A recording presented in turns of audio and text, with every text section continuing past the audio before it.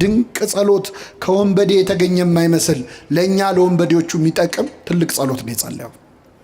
አስበኝ፣ በመንግስት በመጣ ጊዜ አስበኝ፣ ስራዬን እንዳታስብብኝ እኔን ግን አስበኝ፣ ኃጢአቴን እንዳታስታውሰው እኔን ግን አስታውሰኝ። መንገደኛ እንኳን አብሮ ሲሄድ አብሮት የሄደውን ሰው ያስታውስ የለ ወይ? በመስቀል መንገድ ላይ አብሬ ሄድኩት እኔን አደራ አስበኝ። ስራዬ እንዳታስበው፣ ስራዬ የሚጠቅም አይደለም፣ ገደል የሚከት ነው፣ የሚያስኮንን ነው፣ ለመንግስት የሚያበቃ አይደለም። እኔን ግን አስበኝ። ካጠገብህ አልነበርኩ? ለመነ የወንበዴ በጣም ድንቅ ጸሎት።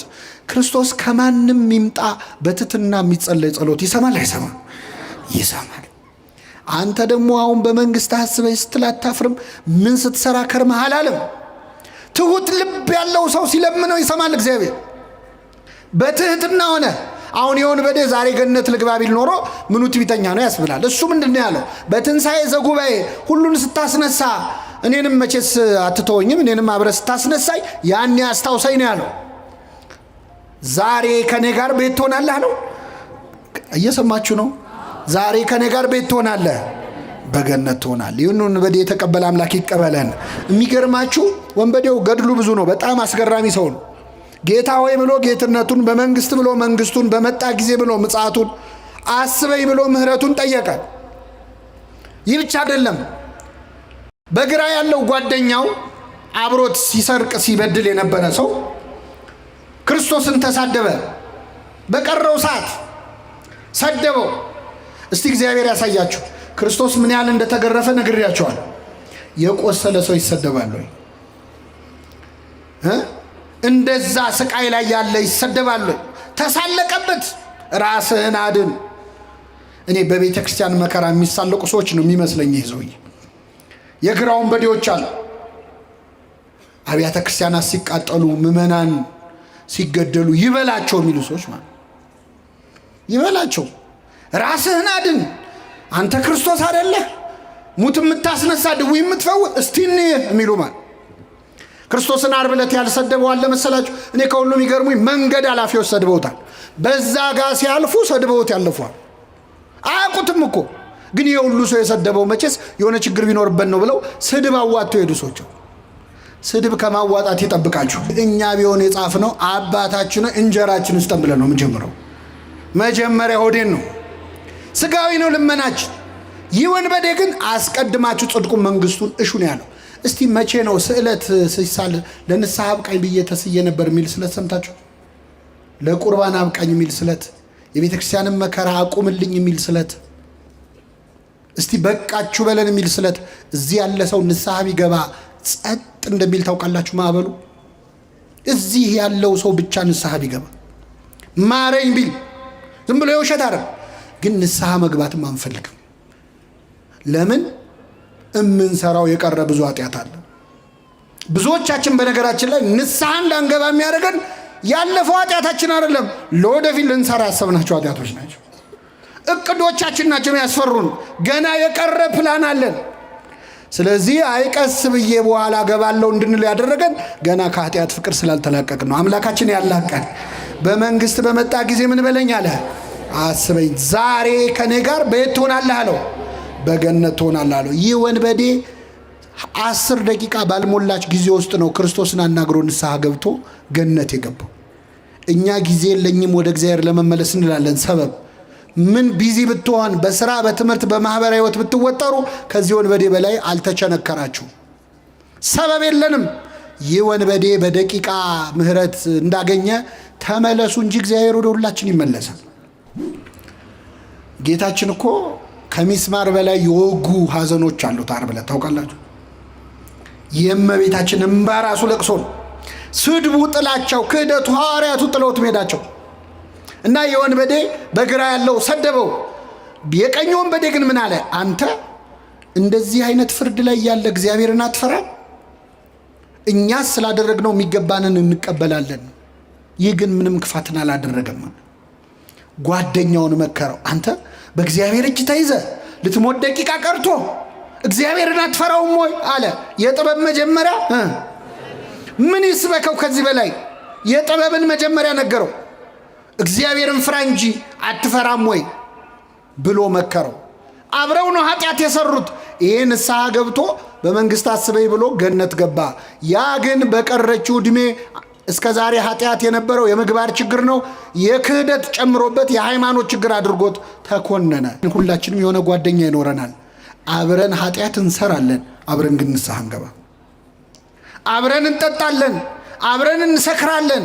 ና እንጠጣ፣ ና እናመንዝር፣ ና እንጨፍር፣ ና እንስከር የሚል ጓደኛ አለ። ና ንስሐ እንግባ የሚል ግን የለም።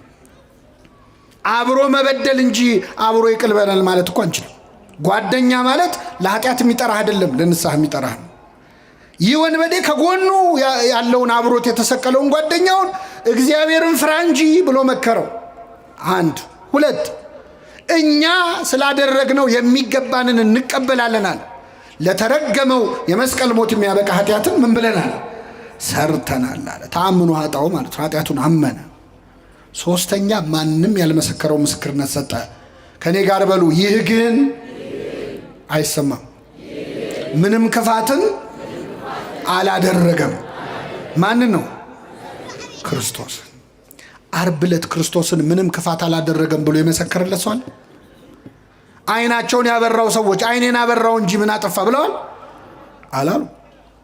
12 ዓመት ደም ይፈሳት የነበረ ሴት ደሜን ቀጥ አረገው እንጂ ምን አረገ አላለች? አንድ ሰው እኮ ሊመሰክር አልመጣም። አይገርም? 38 ዓመት የተኛው ያ በሽተኛ አልጋን ተሸክመ ሂድ ብሎ የክርስቶስ የፈወሰው ታሞ የተነሳ እግዚአብሔር ረሳ። የሚገርማችሁ ሐሙስ ዕለት ክርስቶስ ሊቀ ካህናቱ ፊት ሸንጎ ቀርቦ በጥፊ መታው። አንድ ሰው እየመጣና ሲመታው ለምን ትመታኛለህ አለ ክርስቶስ። ለምን ትመታኛለህ አለ። እንዴ ክርስቶስ ያ ሁሉ ጅራፍ ሲወርድበት ለምን ትመቱኛላችሁ ብሏል? ይሄ ሰውዬ በጥፊ ሲመታው ግን ለምን ትመታኛለህ አለ። ለምን መሰላችሁ? መጥቶ የመታው ሰው 38 ዓመት ከተኛበት አልጋ ያዳነው ሰው ነበር። ስለዚህ ክርስቶስ ያመመው ጥፊው አይደለም፣ ባዳነው ሰው እጅ መመታቱ ነው። ጥፊው አይደለም ያመመው። ክፉ ተናግሬ ከሆነ ስለ ክፉ መስክርብኝ፣ አልጋህን ተሸክመ ሂድ ከማለት ውጭ ምን ክፉ ቃል ተናግሬ ያለው? መልካም ተናግሬ ከሆነ ግን ስለምን ትመታኛለህ አለ። አምላካችንን በኃጢአት ከመምታት ይሰውረን በእውነት። አዎ እሾህ ደፋ ሲባል እሾህ ይመስላችኋል? ጌታችን የደፋው እሾህ የተባለው ምንድን ነው? ኃጢአት እኮ ነው። አዎ እሾህም ማነቀው የሚለውን ሲተረጉም ወንጌል ምን ይላል? የባለጸግነት ምኞት፣ የዚህ ዓለም ምኞት ነው ይላል። ኃጢአት ነው። ስለዚህ ክርስቶስ እሾህ ሆኖ የወጋው በአዳም ምክንያት ምድር ካንተ የተነሳ ምንን ታበቅላለች? እሾህን የተባለውን እሾህ ክርስቶስ ዘውድ አድርጎ ደፋው። ጌታችን የደፋው የኔና የናንተን ኃጢአት ቤት ተሸከሙ። ስለዚህ ዛሬ ኃጢአት ስንጨምር እሾህ ነው እየጨመርንበት ያለ ነው። ዞረና ወደ ጌታው ጸለየ።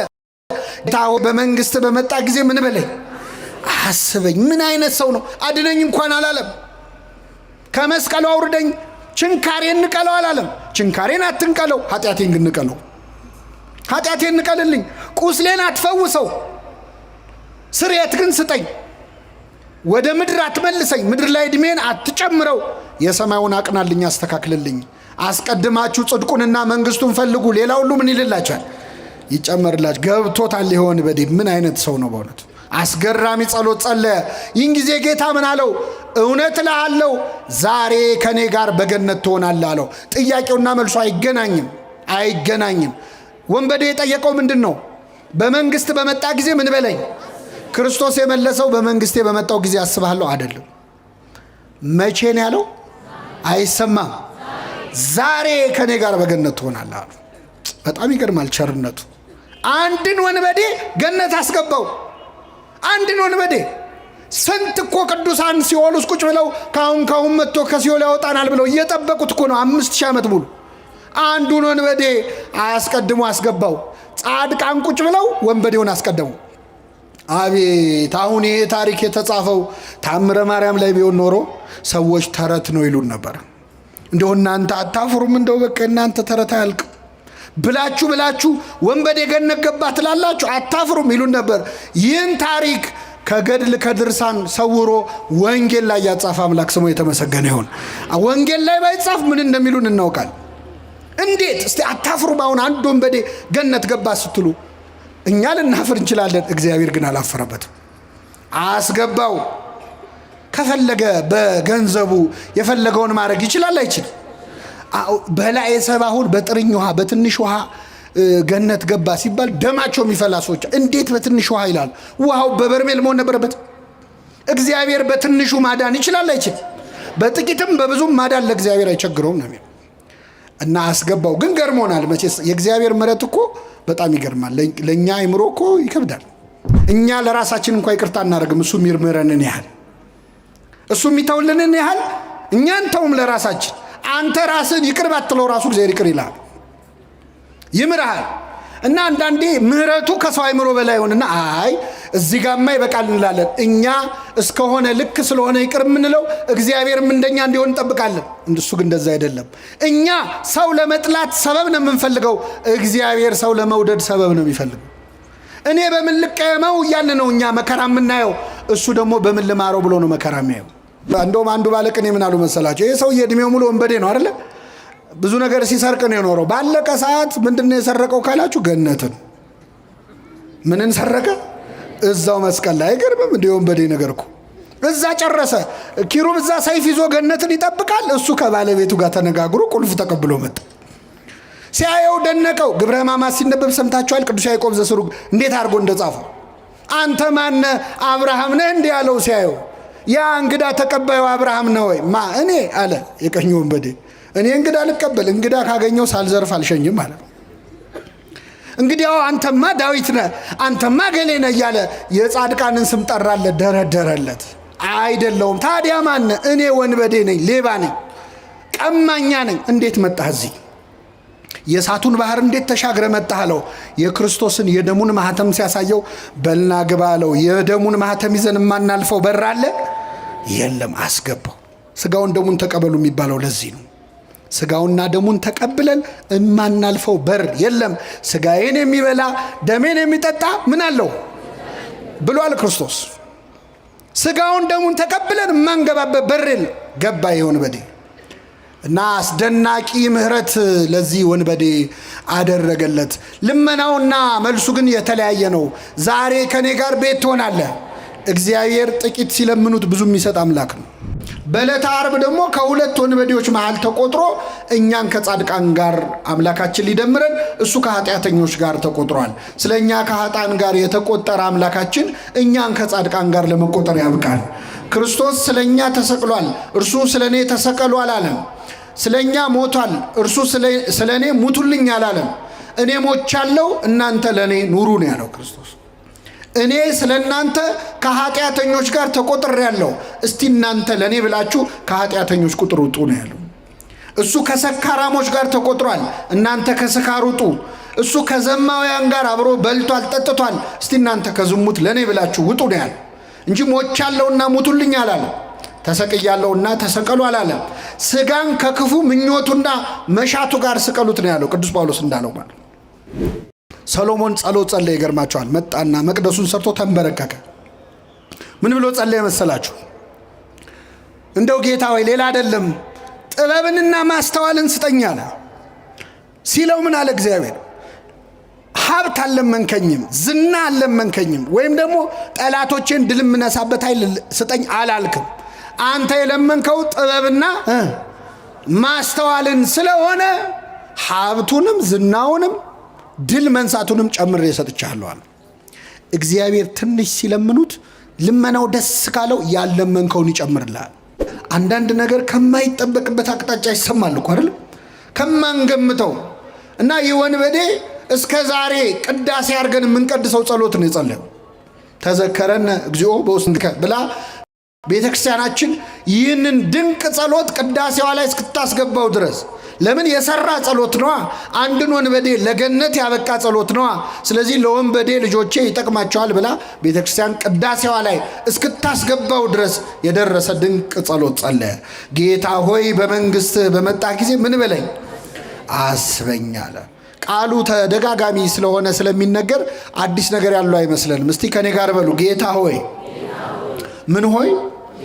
አዎ እንግዲህ ጌታ ሆይ ክርስቶስን የማይለው የለም። እንደውም ከመብዛቱ የተነሳ ጌታ ሆይ የሚለኝ መንግስቴን ምን አይለው እስኪል ድረስ ብዙዎች ጌታ ሆይ ብለውታል። ይህ ወንበዴ ግን ጌታ ሆይ ብሎ ክርስቶስን የጠራው በዕለተ ዓርብ ነበረ። ዓርብ ዕለት ክርስቶስን ጌታ ሆይ ብሎ የጠራው ሰው የለም። ሌላ ቀን አሳና እንጀራ አበርክቶ ሲያበላቸው በልተው ሲጠግቡ ጌታ ሆይ እንዴት ዋልክ ያሉት በጣም ብዙዎች አሉ። ሙት ሲያስነሳ፣ ድውይ ሲፈውስ፣ ሽባውን ሲተረትር አይተው ጌታ ሆይ ያሉት ብዙ አሉ። የደስታው ቀን ማለት የስቃዩ ቀን የመከራው ቀን ግን በዓርብ ዕለት ማን ነው ክርስቶስን ጌታ ሆይ ብሎ አክብሮ የጠራው? ዓርብ ዕለት ጌታ ሆይ ያሉት እነማን እንደሆኑ ታውቃላችሁ? በጥፊ የመቱት የሮም ወታደሮች ናቸው። ጨርቅ አምጥተው ፊቱን አለበሱት፣ በጥፊ መቱትና ጌታ ሆይ ማን ነው የመታህ? ትንቢት ተናገር አሉት ይላል። የመዋረድ ቀን ነበረ ዓርብ ዕለት። ባለቅኔው አልቦ ዘመድ ጊዜ ተዋርዶ ብለዋል። በመዋረድ ቀን ዘመድ የለም፣ ክርስቶስ ብቻውን ነበረ። በስቃይ ቀን ማን አብሮት አለ? በመከራ ቀን አብረውት የዋሉ በዋለበት ውለው ባደረበት አድረው የቃሉን ትምህርት የእጁን ታምራት ያዩ አሳ እንጀራ ሲያበረክት የበሉ የጠጡ ሐዋርያቱ እኮ ከዮሐንስ በቀር እግሬ አውጪኝ ብለው ነው የሸሹት። ብቻውን ነበረ ጌታ፣ ዘመድ አልነበረውም። የመከራ ቀን ማን ከሱ ጎን መታየት ይፈልጋል? ደብረ ታቦር ጌታ ሆይ በዚህ መሆን ለእኛ መልካም ነው ያሉነ ጴጥሮስ፣ ቀራንዮ ላይ ግን በዚህ መሆን ለእኛ መልካም ነው አላሉ። ሸሽተዋል፣ አመልጠዋል። ክርስትና በደስታ ቀን መገኘት ብቻ አይደለም፣ በቀራንዮ ቀን መገኘት ነው። በስቃይ ጊዜ መገኘት ነው። በተገረፈ ቀን መገኘት ነው። ንግስ ላይ መገኘት ብቻ አይደለም። ማመስገን፣ መዘመር፣ ከበሮ መምታት፣ እልል ማለት ብቻ አይደለም። የሐዘኑንም ቀን መካፈል ያስፈልጋል። አሁን ቤተ ክርስቲያን የሐዘን ጊዜ ላይ ነው ያለችው ነው አይደለም? ምእመናን አሁን እኛ እዚህ ተረጋግተን ቃሉን በምንሰማበት በዚህ ቅጽበት ካሁን ምን መጣ እያሉ እየተጨነቁ ያሉ ክርስቲያኖች አሉ። ካሁን ምን መጣ እያሉ እኛ የዛሬ 2000 ዓመት ስለተሰደደችው እመቤታችን አይደል ማህሌት የምንቆመው? እንደርሱ ከማሐዘን ወተሰዶ እያለን እንደርሷ ያለ ስደት መከራ የደረሰበት እያለን እንዘምራለን ስዕሏን ይዘን። ሕፃን ታቅፈው መከራ የተቀበሉ እናቶች ግን እዚሁ ሀገራችን አሉ። ልጆቻቸው እጃቸው ላይ መከራ የተቀበሉ። የዚህ ቀን ነው እውነተኛ ክርስቲያን የሚታየው። ዮሐንስን ሆኖ ለመገኘት አምላካችን በቸርነቱ ይርዳል እና በዛ በስቃይ ዕለት ጌታ ሆይ ያለ ወንበዴው በመንግስትህ በመጣህ ጊዜ ምን በለኝ አስበኝ። በመንግስት በመጣህ ጊዜ አስበኝ አለው። ጌታ ሆይስ እሺ በመንግስት የሚለው ደግሞ በጣም ይገርማል። በመንግስት ማለት ምን ማለት ነው? አንተ ንጉሥ ነህ፣ የራስ ግዛት ያለህ ነህ። የራስ ግዛት ያለህ ነህ። እንዴ ክርስቶስን ሲያየው ንጉሥ መስሎት ተምታቶበት ነው? አይደለም። ዘውድ ደፍቶ አይደለም ያየው። ምን ደፍቶ ነው ያየው? መልሱልኝ። የሸዋ አክሊል ደፍቶ ነው ያየው። እንደ ነገስታት ጠጅ ሲጠጣ አይደለም ያየው። ሐሞት ነው ሲጠጣ ያየው ክርስቶስ። በበትር ሲደበደብ ነው ያየው። ግን አጠገቡ ያለው መሆኑን አወቀ። ከዚህች ቤተ ክርስቲያን ጻድቆ ነው ለመመለስ ያውቃል። አይገርምም? ኃጢአተኛ ሆኖ ገብቶ ምን ሆኖ ተመለሰ? አሁን እኔ እሱን አይደለም የፈለግኩት። ጌታ ሆይ ጻድቅ አድርገኝ ብሎ ጸልየዋል። እኔ ጸልየው ምንድን ነው ያለው? እኔን ኃጢአተኛውን ምን በለኝ ማረኝ። እሱ ምህረት ነው የለመነው። አረ ምህረት ብቻ አይበቃህም፣ አንተ ጻድቅ አድርጌሃለሁ። እግዚአብሔር ትንሽ ሲለምኑት ብዙ የሚሰጥ አምላክ። እግዚአብሔር ጸሎታችንን አስተካክሎ ይስማል። አሁን እኮ በእውነት እግዚአብሔር አቅንቶት ካልሆነ የኛ ጸሎት ነው። እየሰማችሁ ነው? ሲጀመር የኛ ጸሎት አንደኛ አባታችን ሆይ መቼ ጀመረን ከመቼው እንዳለቀ ገርሟቸው ያውቃል? ብን ያለ ጸሎት ነው። ወይ ትኩረት የለው ወይ ተመስጦ የለው። ለምነው ምድራዊ ነገር። ይሄ ወንበዴ ከኛ እንዴት ተሻለ? ጌታ ሆይ በምን አስበኝ ነው ያለው። በምን? እኛ ለምነው መንግስቱን ነው ወይ? እስቲ ዛሬ ጸልየነው የምንሄደው ጸሎት ስንገባ ጸልየን የገባው ጸሎት መንግስቱን ነው? እንደው አደራህን የመንግስትህን ነገር ብለናል። ምድራዊ ነገር እኮ ነው ልመናችን። ለምደነው ነው እንጂ እኮ ደም በደም ሆኖ እያዩ ማመን ይቻላል ወይ? ክርስቶስ እየተገረፈ እያየህ አምላክነቱ እንዴት ታያል? ሙት ሲያስነሳ እኮ አይደለም ያየው ወንበዴ። ድውይ ሲፈውስ አይደለም። እሱ ቢሆን ኖሮ ቀላል ነው። ሲያበላ ሲያጠጣ አይደለም እንዴ? ያበላ ያጠጣ ቀን እኮ ክርስቶስ አሳና እንጀራ አበርክቶ ያበላቸው ሰዎች ካላነገስን ብለውት እኮ ሸሽቶ ተራራ ላይ ወጥቶ እንዳመለጠ ታውቃላችሁ። አመለጠ ክርስቶስ። እናንግስ ብለውት ለምንድን ነው? ስለጠገቡ ነው አለ ሆዳቸው። ሆዳቸው ሲሞላ ንጉሳችን አንተ ነህ ብለው በግድ ሊያነክሱት ነበር። 2 ቀን ሙሉ ፈለጉት ይላል። ከኔ ጋር ናችሁ? ስንት ቀን ሙሉ? በጀልባ ሁሉ ምናልባት የብስ ላይ ላይኖር ይችላል፣ ባህር ላይ ካለ ብለው በጀልባ ፈለጉት ይላል። ለሆዱ ሲሆን እግዚአብሔርን የማይፈልግ ማን አለ? ለሆዱ ሲሆን ከዛ አገኙት። መምህሮ የት ከረም ካሉት ይላል። አዎ ስለበላችሁና ስለጠገባችሁን የፈለጋችሁኝ ያላቸው ጌታ። ይህ ወንበዴ ግን በክርስቶስ ያመነው ተገርፎ እያየው ነው። ፊቱን ውበቱን አይቶ አይደለም። አንዳንድ ሰዎች የክርስቶስን መልኩን አይቶ ያመኑ ሰዎች አሉ። የወደዱት ፊቱን ለማየት ከሰው ልጆች ይልቅ መልኩ ያማረ ነው እንዳለ ነቢየ እግዚአብሔር ዳዊት ፊቱ ስለሚያምር ሊያዩት የመጡ ሰዎች አሉ። ዓርብ ዕለት እኮ ክርስቶስ እንኳን ውበት መልክ የለውም፣ መልክና ውበት የለውም ነው ያለው ነቢዩ።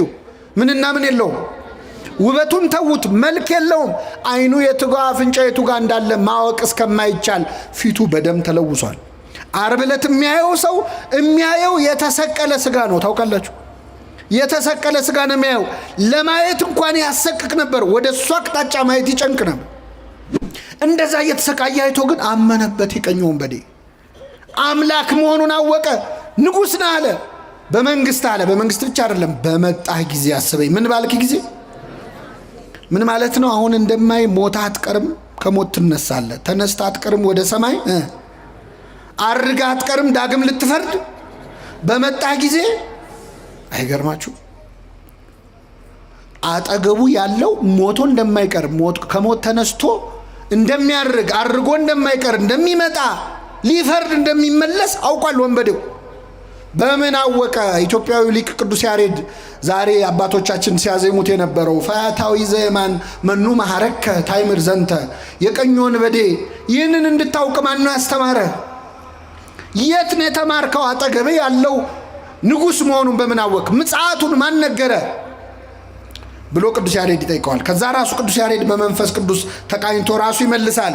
ነቢያትን አልተከተልኩም፣ ነቢያት አላስተማሩኝም፣ ሐዋርያትም አልሰበኩኝም፣ ፀሐይ ጠቅሳ ጠራችኝ፣ እሷን ባየው ጊዜ አመንኩኝ ይላል። ይህንን ወንበዴ የመለሰችው ማን ነበረች?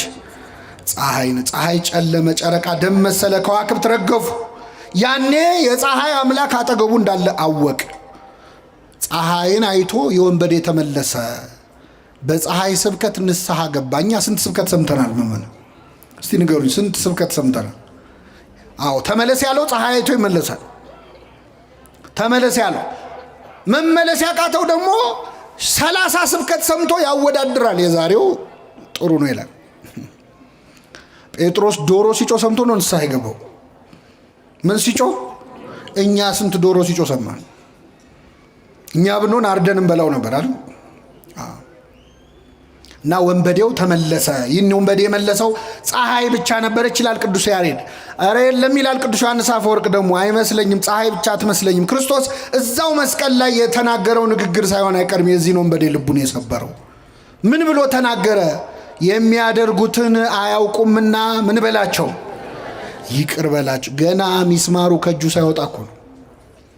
ገና ችንካሩ ልቡ ድረስ እያመመው የሚያደርጉትን አያውቁምና ይቅር በላቸው ሲል ሲሰማ ይህ ወንበዴ በክርስቶስ ርኅራኄ ውስጥ፣ በክርስቶስ ፍቅር ውስጥ የእሱ ጭካኔ ጎልቶ ታየ። ስለዚህ ምን አለ? ጌታ ሆይ በመንግስት ምን በለኝ አስበኛል። የኢትዮጵያዊ ሊቅ አባ ጊዮርጊስ ዘጋስጫ ደግሞ የለም ይህንን ወንበዴ ፀሐይም የጌታ ንግግር ማይመለኝ ከጌታ አጠገብ አይደል የተሰቀለው? ምናልባት የክርስቶስ ጥላው የመስቀሉ ጥላ እሱ ላይ አርፎበት ሳይሆን አይቀርም የዚህ ወንበዴ ልብ የተመለሰው ይላል። ጌታችን በእውነት በሁላችን ላይ ጥላውን ያሳርፍብን። አዎ የጴጥሮስ ጥላ ይፈውስ የለ የክርስቶስ ጥላ ምናልባት ልቡን ሳይመልሱ አይቀርም። ለምንድን ነው የሁሉ የሚያደንቁት ሊቃውንቱ? እንደው ምን እንዴት ሊያቅ ቻለ የሚሉት የጸለዩ ጸሎት ተራ ጸሎት ስላልሆነ ነው። ጌታ ሆይ በመንግስት በመጣ ጊዜ ምን በለኝ አስበኝ። ድንቅ ጸሎት ከወንበዴ የተገኘ የማይመስል ለእኛ ለወንበዴዎቹ የሚጠቅም ትልቅ ጸሎት ነው። የእኛ ንስሐ የማያስተካክለው ነገር የለም። ጸሎታችንን አርትቶ ስለሚሰማ ማለት ነው። አንድ አባት ያደረጉትን ልንገራችሁና አበቃለሁ። ጸሎት ብዙ ጊዜ እኛ የምንጸልየው ጸሎት የማይሰማበት አንዱ ምክንያት እግዚአብሔር ስለሚወደን ነው። እስኪ በሉ እግዚአብሔር ምን ስለሚለን። ለምን መሰላችሁ? አሁን እዚህ መሃል ወላጆች አላችሁ። ልጃችሁ እንደው ቤት ውስጥ አይጥ አስቸግሯችሁ ለአይጥ ብላችሁ የገዛችሁት መርዝ ቢኖር ይህንን መርዝ በዳቦ አድርጌ ካልበላው ብሎ ልጁ ቢያለቅስ ወይ ልጄ ለምን ጓጉቶ ይቀራል ብላችሁ ትሰጡታላችሁ? ቢያለቅስስ? አለቀሰ እኮ ትሰጡታላችሁ? እንገርፈዋለን እንጂ አንሰጠውም። ለምን? ልጃችን ስለሆነ። እግዚአብሔር አባት ነው። ስንት ክፉ ነገር ለምን ነው። ይገርማቸዋል። ስንት ነገር የማይጠቅመን ክፉ ነገር ለምን ነው። ሲጀመር አቋምም የለንም እኛ እኮ ስንጸልይ ታውቃላችሁ። ዛሬ በአብዛኛው የማየው ወጣቶች ነው። የወጣቶች ጸሎት ብዙ ጊዜ ከጋብቻ ጋር የተያዘ ነው አይደለም? አዎ። አንድ ወጣት ይመጣና አንዲትን ሴት ይወዳል። እንደው ጌታ ሆይ መድኃኔዓለም እችን ልጅ እጄ ካስገባ የዛሬ ዓመት ድባብ ነው የምሰጠው ይላል። ተስሎ ሄዶ ሳምንት ሳይሞላ ይመጣና ጌታ ሆይ እችኛዋን ተዋትና እንዴ ማመልከቻ እንኳን እኮ ሽርዝ ድልስ ሲበዛው ሪጀክት ይደረጋል። እንኳን ጸሎት ማለት አቋም የለንም። ዛሬ የምንፈልገው ሌላ፣ ነገ የምንፈልገው ሌላ። ዝብርቅርቅ ያለ ጸሎት ነው የምንጸልየው፣ ግን ይሰማናል እግዚአብሔር። አይገርም? ጸሎቴን ያልከለከለ በሉ እስኪ እግዚአብሔር ይመስገን። ምን መሰላችሁ? ልትጸልዩ ስትመጡ ዝም በል ይላል እግዚአብሔር። ስንት ነገር ስታወራ ከቤት እዚህ እስክትደርስ እያማሽ መጥተህ ተሳድበ ክፉ ተናግረ መጥተህ አማትበ ልጸልይ ስትል በል ዝም በል በዚህ አፍማ እንዳጠራኝ ይላል። ጸሎቴን ያልከለከለ እግዚአብሔር ይመስገን ይሰማናል። የመላእክቱን ምስጋና በሰማበት የእኛን ይስማ። አይገርምም? መላእክትን በሰማበት ይሰማናል። የነሱን መዝሙር በቅድስና የሚዘምሩትን በሰማበት የእኛን ይሰማል። ከኃጢአተኛ አፍ ምስጋና ለምኔ ነው አይልም። በኃጢአት ተወደስኩ፣ በኃጢአተኛ ሰው አፍ ተወደስኩ ብሎ አይቀየምም። ይሰማል፣ ያርማል። ጸሎቶቻችንን የሚጠቅሙንን ወስዶ የማይጠቅሙንን ይተውልናል። የለመነውን ሁሉ ስላልሰማን ስሙ የተመሰገነ ይሁን። የለመነውን ሁሉ ቢሰጠን ገደል እንገባ ነበር። እምንለምነውን እንደማናውቅ ያውቃል። ይህ ወንበዴ ግን ብዙ እርማት የማያስፈልገው ጸሎት ጸለየ። በመንግስት በመጣ ጊዜ ምን በለኝ አለ። አየለም ጊዜዋን ብቻ አስተካከላት እግዚአብሔር። ጊዜዋን በመንግስት እስክመጣስ አላስጠብቅም። መቼ ከኔ ጋር ትሆናለህ? የቀበሌ ቤት ይዞ እንዴት ባህታዊ ይሆናል ሰው መሀል ከተማ ውስጥ? አሁን ደግሞ የመጣብን በዚህ በሚዲያ ዘመን የዩቲዩብ ቻናል ያለው ባህታዊ ያለው ሰብስክራይብ አድርጉ የሚል ማለት ነው። ጉድ ነው። እስቲ የዛሬ 3 ወር ዓለም ያልፋል ብሎ ትንቢት ይናገራል፣ ግን ሰብስክራይብ አድርጉ ይላል። ዓለም ካለፈ ለምንድን ነው ሰብስክራይብ የምናደርገው? በሰማይ ልናየው ነው? መቀለጃ ሆነናል በእውነት። ከዚህ ጠብቀን እግዚአብሔር። ተከትለው ሲያዩ ሰውነቱ በፀጉር የተሸፈነ ሰው ይጸልያል እያልጎመጎመ። ቀረብ ሲሉ በጣም ያስፈራ ሰው ነው። ገረማቸው። ጸሎቱን ግን ሲሰሙ ደነገጡ። የሚጸልየው ምን ብሎ ነው? ጌታ ሆይ አትማረኝ ብሎ። ምን አትበለኝ?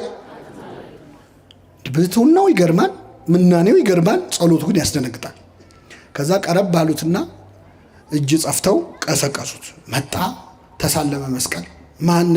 እንዴት ነዚህ ምን ትሰራለህ? እንደዚህ ነው። ስንት ዓመት ወዲህ? ይህን ያህል። ጥሩ ነው ያለ የያዝከው ነገር ግን የምትጸልየው ጸሎት በጣም ይከብዳል። ምን ነው አለ። አትማረኝ የሚል ጸሎት ከየት ነው ያመጣኸው? አይ አንድ መነኩሴ መተውን ያስተማሩኛል። አይ ሰይጣን ነው የተጫወተባሉት። ሰይጣን መነኩሴ ነኝ ብሎ መጥቶ የውሸት ነገር አስተምረዋል።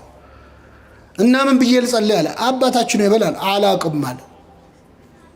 ቅድስና እንጂ እውቀት የለው። አላውቅም አለ። እውቀት ያስታበያል፣ ፍቅር ግን ያንጻል ይላል ቅዱስ ጳውሎስ።